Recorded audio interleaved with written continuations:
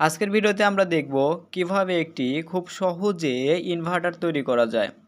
এই ইনভার্টারটি মূলত 3 থেকে 400 ওয়াট লোড অনায়াসে নিতে পারবে যদি আমরা এখানে 3205 যে মসফেট আছে সেটি ব্যবহার করি।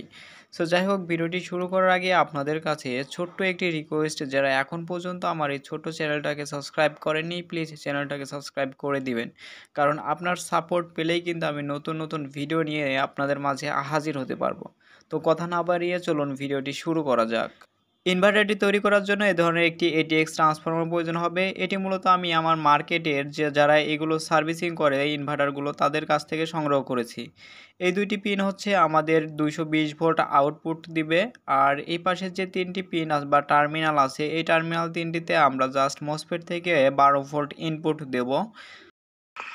এখন আমাদের এই ট্রান্সফরমারটি যেহেতু অনেক বড় মোটা তার, যার কারণে আমি এখানে জাস্ট এই যে দেখতে পাচ্ছেন ড্রিল দিয়ে একটু বড় ফুটো করে নিচ্ছি যেন ট্রান্সফরমারটি খুব সহজেই বসতে পারে।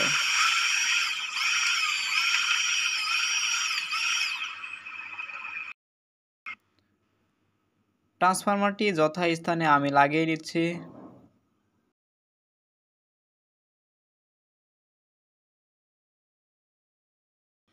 এরপরে আমাদের দুটি হিটসিংয়ের প্রয়োজন হবে, আপনারা অন্য কোয়ালিটির হিটসিংও ব্যবহার করতে পারেন।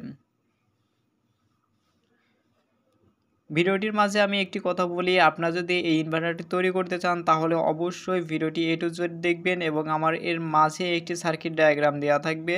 শুধু সার্কিট ডায়াগ্রামটি দেখলেই হবে না, কারণ সার্কিট ডায়াগ্রাম সম্পর্কে আমার যে কথাগুলো আছে সেগুলোও শুনতে হবে, কারণ যদি আপনি একটি কথা মিস করেন তাহলে আপনাদের এই ইনভার্টারটি কাজ নাও করতে পারে, মসফেটগুলো নষ্ট হয়ে যেতেও পারে। সো অবশ্যই ভিডিওটি A to Z দেখবেন।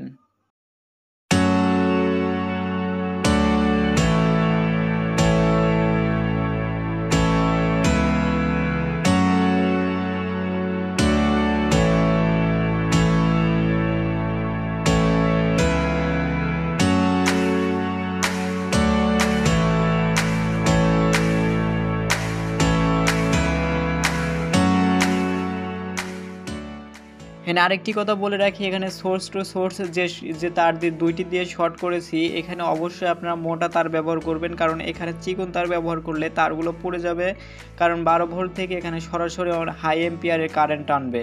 সো যার কারণে মোটা তার দিতে হবে। এই ট্রান্সফরমার যে কানেকশনগুলো এগুলো অবশ্যই মোটা তার দিয়ে ব্যবহার করতে হবে।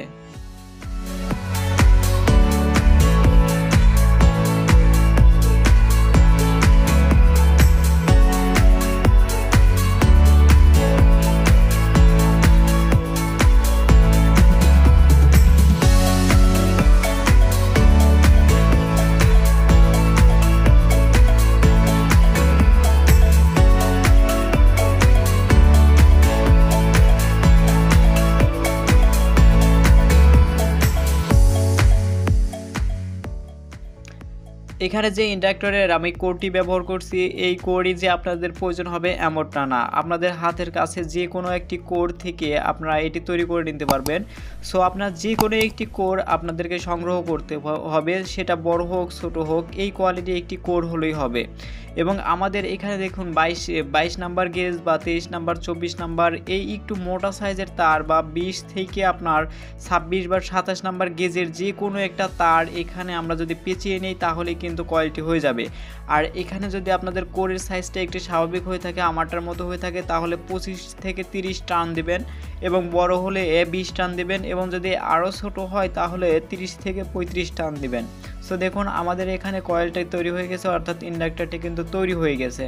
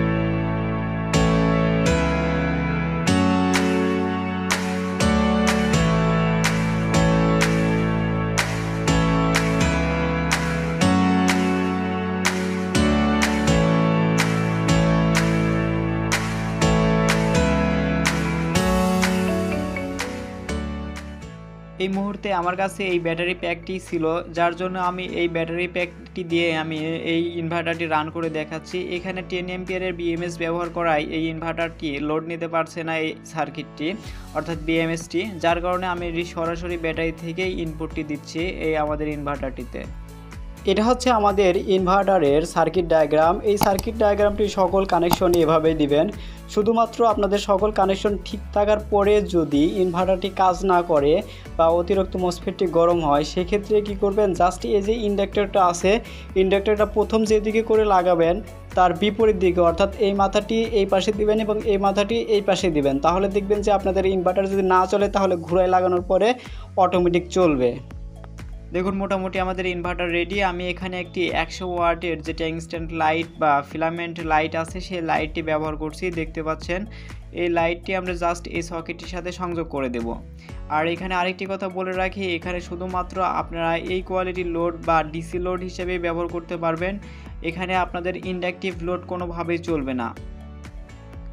দেখুন আমি ব্যাটারির সাথে সংযোগ দেওয়া মাত্রই কিন্তু একদম ফুল ব্রাইটনেসে যেভাবে ইনভার্টারে চলে সেমভাবেই কিন্তু আমাদের লাইটটি জ্বলে উঠছে। এর আলোর পরিমাণটা দেখলে আপনারা বুঝতে পারবেন। অপর থেকে এই পাশের কোনো মসফেটই গরম হচ্ছিল না, আমি হাত দিয়ে স্পর্শ করে দেখলাম কোনো একটা মসফেটও একটু গরম হচ্ছিল না। এছাড়াও যদি আপনারা এখানে 3205 যে মসফেটগুলো আছে ওইগুলো ব্যবহার করলে এর চেয়ে আরও বেশি ওয়াট আপনারা লোড দিতে পারবেন খুব সহজেই। যাই হোক, ভিডিওটি আর বড় করতে যাচ্ছি না। আপনারা যারা এখন পর্যন্ত আমার এই ছোট চ্যানেলটাকে সাবস্ক্রাইব করেননি, প্লিজ চ্যানেলটাকে সাবস্ক্রাইব করে আমার পাশেই থাকবেন, কারণ ভিডিওগুলো তৈরি করতে অনেক পরিশ্রম এবং সময়ের প্রয়োজন হয়, যার জন্য আপনারা একটু সাপোর্ট করলে আমি এই রিলেটেড ভিডিওগুলো দেওয়ার মন মানসিকতা তৈরি হবে। সবাই ভালো থাকবেন, সুস্থ থাকবেন।